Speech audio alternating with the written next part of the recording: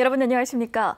내년 총선에 출마할 장관들이 속속 현장으로 돌아오고 있습니다. 김영춘 국회의원도 그중 한 명인데요. 내년 부산 지역 총선에서의 큰 역할도 기대가 되고 있죠. 오늘은 김영춘 국회의원 모시고 장관 재임 시절과 앞으로 펼칠 정치 인생 2막에 대한 이야기 나눠보겠습니다. 안녕하십니까, 의원님? 예, 안녕하세요. 네. 자, 먼저 해양수산부 장관의 임무를 마치고 부산으로 돌아오셨습니다. 예. 소감부터 여쭤볼게요. 제대 군인의 심정하고 비슷한 것 같습니다. 같이 정들었던 그런 전우들과 헤어지는 섭섭함도 크고요. 그러나 또 한편 이제 밖으로 나간다고 하는 자유인이 되는 기쁨과 설레임도 있고 그래서 한마디로 시원섭섭한 그런 마음이었습니다. 그러실 것 같네요. 자, 해수부 역대 최장수 장관을 역임하셨어요. 기간이 무려 656일. 1년 10개월 정도 됐죠. 그러니까요. 뭐 많은 것들이 있겠지만 그중에서 가장 좀 기억에 날 만한 성과를 꼽으라면 어떤 거를 말씀해 주시겠습니까? 예, 역시 해운 재건 5개년 계획입니다. 우리 국민들 다 기억하시겠지만 2016년도에 한진 해운이 파산하면서 우리나라의 원양 선대가 반토막이 났습니다. 매출액만으로도 한 20조 원 이상의 감소가 이루어졌고요. 그래서 우리는 수출 수입을 해야 먹고 사는 나라인데 이 무역량을 수송해내는 해운 선대를 복원하는 게 가장 중요한 임무였고요. 그래서 해운 재건 5개년 계획을 통해서 가장 중요한 수단인 한국해양진흥공사를 부산에 본사를 설립을 하고 네.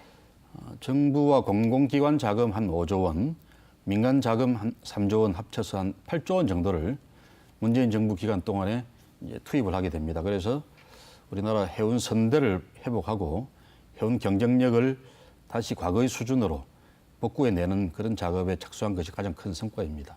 네. 이외에도 우선 수산도 가장 힘든 상황이었는데 수산혁신 2030 비전 계획도 정부 계획을 확정을 지었고요. 또 어촌 뉴딜 300 사업이라고 그래서 우리나라의 낙후한 어촌 어항을 한 300개소 정도를 문재인 정부 4년 기간 동안에 약 한 3조 원 예산을 투입해서 정비를 해내는 그런 사업도 기억에 남는 성과입니다. 네. 뭐 짧은 기간이 아니었던 만큼 여러 가지가 떠오르시겠죠. 네. 그리고 지난 3월이었습니다. 지난 3월에 부산항복합 통합개발 추진단도 출범이 됐잖아요. 예. 의미를 짚어주신다면요? 해양수산부가 하는 일 중에서 부산과 또 바로 직결되는 일이 북한 재개발 사업입니다. 사업 주체는 부산항만공사가 주체인데 네. 그러나 기존의 항만으로 쓰던 지역을 재개발을 해서 특히 이제 비즈니스가 활성화되는 그런 지역으로 만들기 위해서는 해양수산부나 부산항만공사만 혼자서 뛰어서 될 일이 아니죠. 당연히 부산시와 적극적인 협조가 되어야 되고 네.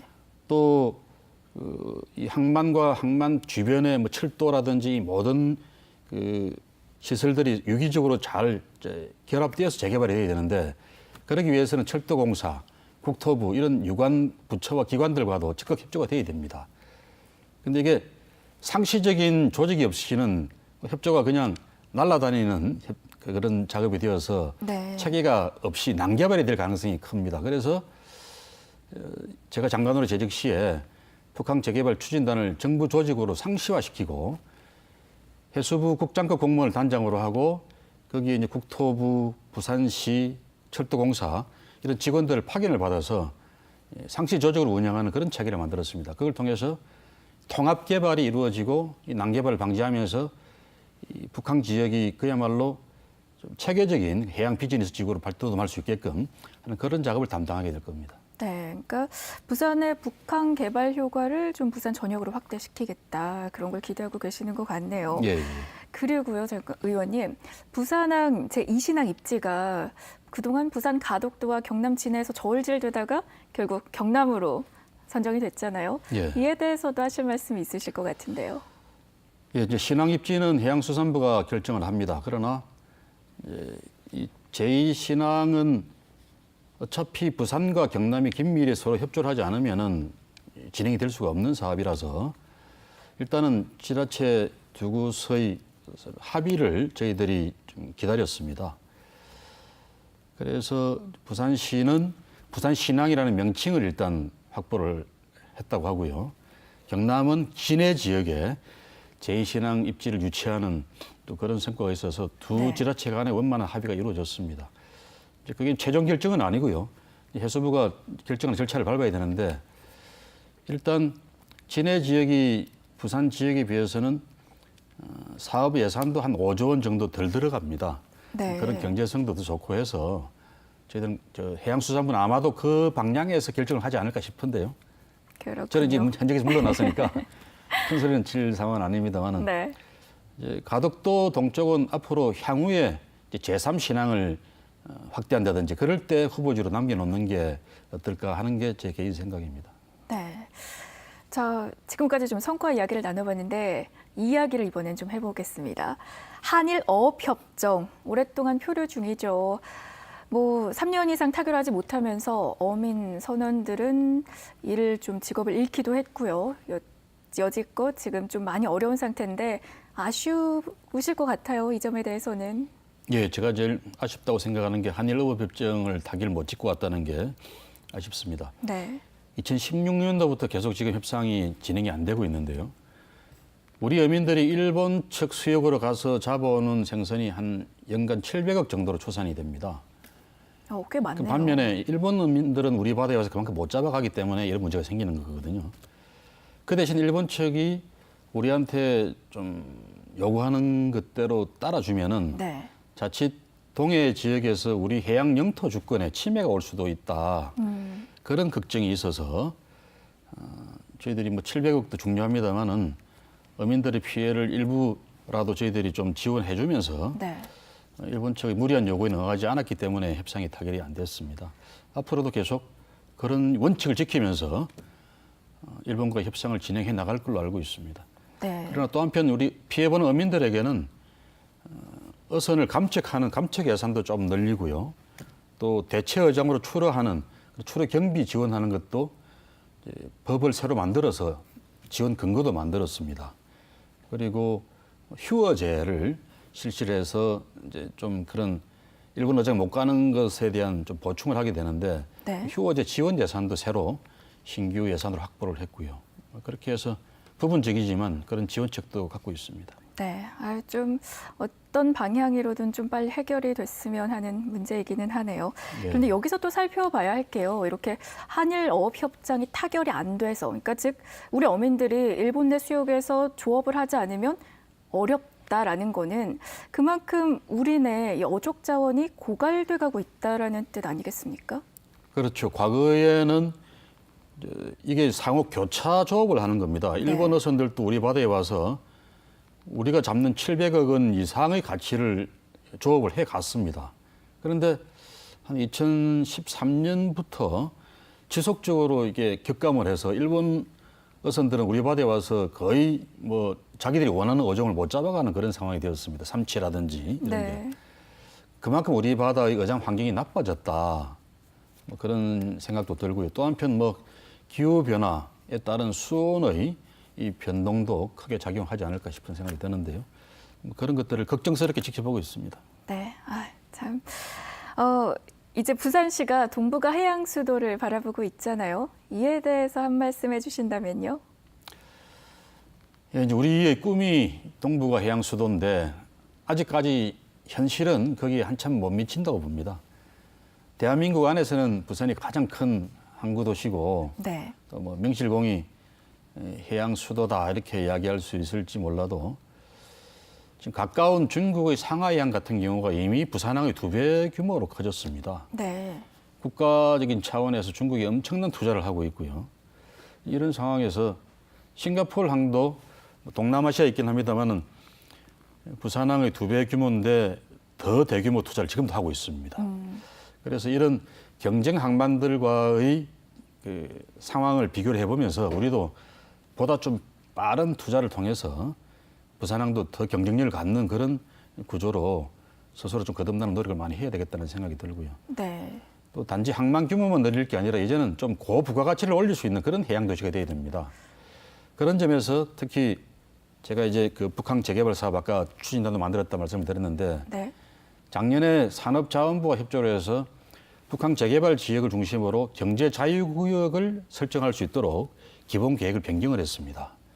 그렇게 되면은 그 경제 자유구역 안에 단지 해양 물류만 들어오는 게 아니라 해양 금융이라든지 법률 서비스라든지 각종 해양 산업의 전방 후방 산업들을 좀 많이 유치할 수 있는 그런 기반이 생길 겁니다. 네. 외국인 투자도 유치를 해서 국세 감면 혜택도 줄 수 있고요. 그게 경제 자유구역의 혜택인데 그런 장치들을 이제 제가 장관 시절에 확보를 했으니까 이제는 부산시에서 그런 수단들을 잘 활용을 해서 해수부와 협조하면서 앞으로 해양수도, 동북아 해양수도의 꿈을 차곡차곡 실현해 나갔으면 좋겠습니다. 네. 이런 뭐 새로운 가능성과 지리적 장점을 이용해서 허브 역할을 해야 된다. 뭐 의원님께서도 앞으로 계속해서 힘써 주시겠죠.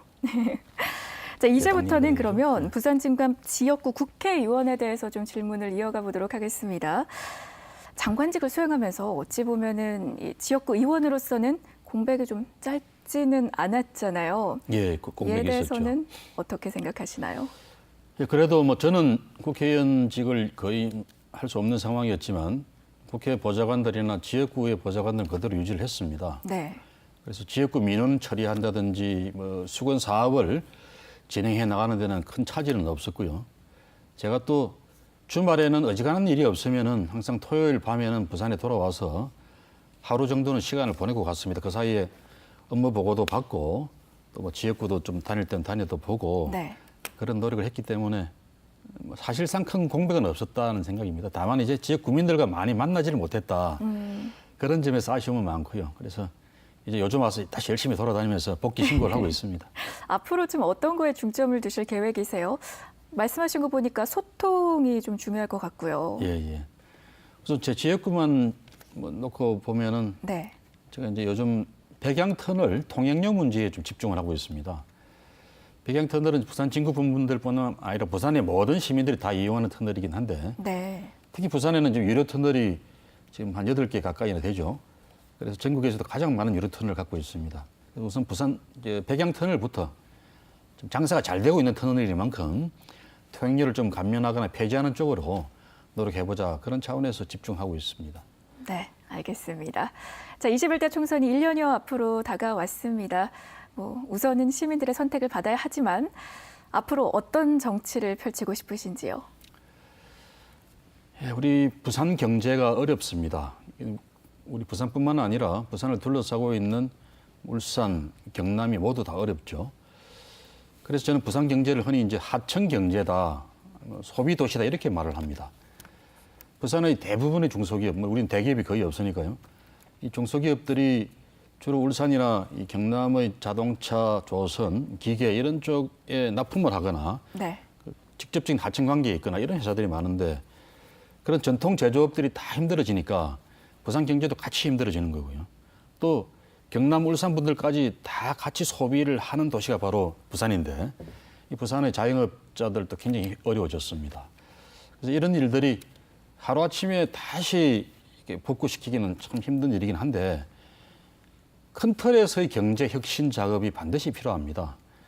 시간이 걸리더라도 지금의 한 3만 불 시대까지 왔던 그런 방식의 기업 문화로는 어렵다. 또 기존의 그런 노사 문화, 노조 문화로도 어렵다. 그렇다면은 이런 기업 문화, 노조 문화를 좀 확 좀 탈바꿈하는 그런 대타협도 해야 될 것이고 정부도 그 과정에서 중간 역할을 하면서 노사정이 같이 3만 불 시대의 경제, 특히 불경의 이 제조업 경제를 어떻게 하면은 다시 부활시키는 그런 혁신 작업을 할 수 있을 것인지 네. 이런 일들에 정치인의 한 사람으로서 제가 좀 적극적으로 기여하는 역할을 하고 싶습니다. 예. 아니 그런데 출입 기자들과의 간담회에서 대권 도전 이야기를 하셨어요. 이 이야기도 좀 해주시죠. 뭐 대권 도전이라고 말하면 좀 어설픈 이야기가 되고요. 네. 퇴임 기자회견에서 어떤 기자가 대선에 도전할 의사가 있느냐라고 물어봐서 사실은 제가 대통령 김영삼 대통령 비서도 해봤고 또 그 뒤에도 여러 대통령들을 가까이에서 멀리서 지켜봤는데 대통령이라는 일은 참 힘들고 인생으로는 별로 축복받을 만한 인생이 아니더라. 또 저도 뭐 놀기 좋아하는 사람인데 네. 대통령을 지내고 나서도 자유롭지 못한 그 삶이 참 저로서는 원치 않는 삶이다. 그러나 우리나라를 선진화시키는 그런 작업, 또 무엇보다 통일을 이루는 작업은 우리 민족 사적인 대과제인데, 그런 통일을 이루는 대통령이라면 모든 걸 희생하고서라도 설령 그 길에서 뭐 죽음을 당하는 한이 있더라도 한번 해보고 싶은 그런 일이다. 이런 이야기를 들었더니 네. 거기에 뭐 통일 대통령 도전 이런 기사가 막 나왔더라고요. 그러시군요. 자, 이제 마지막으로 그동안 뭐 정책에 협조해준 국민과 우리 부산 시민에게 한 말씀 해주시죠. 예, 저 해양수산부 장관으로 일하는 동안에 우리 시민들께서 또 부산 시민뿐만 아니라 전국적으로도 국민들이 많이 도와주셨습니다. 부산 앞바다에 한 50km 지점에 대마도가 있습니다. 밝은 대낮에는 부산에서 바라 보이기도 하는 섬인데 그 섬이 일본의 섬입니다. 과거 우리 조상들이 그만큼 바다를 등한시한 결과가 지금 우리 해양 영토까지도 그만큼 축소시켜 놓고 있는 거죠. 그래서 저는 우리 부산 시민들 또 국민들께서 앞으로 대한민국의 발전 또 부산의 발전을 위해서는 좀 바다로 진출하고 바다를 통해서 미래를 설계하는 그런 바다를 사랑하는 시민 또 국민으로 좀 역할을 해주셨으면 좋겠다 그 부탁을 드리고 싶습니다. 그 길이 부산이 한국의 싱가포르이 될 수 있는 길이기도 할 겁니다. 저도 그 길에서 함께하고 열심히 뛰겠습니다. 감사합니다. 네, 오늘 좋은 말씀 고맙습니다. 뭐 이제 경제 앞으로 힘써 주신다고 하셨으니까 살기 좋은 부산 기대해 보도록 하겠습니다. 자, 리얼토크 만나봅시다. 오늘은요 해양수산부 장관을 마치고 이제 부산의 품으로 돌아온 김영춘 국회의원과 함께했습니다. 오늘 귀한 시간 내주셔서 고맙습니다. 예, 고맙습니다.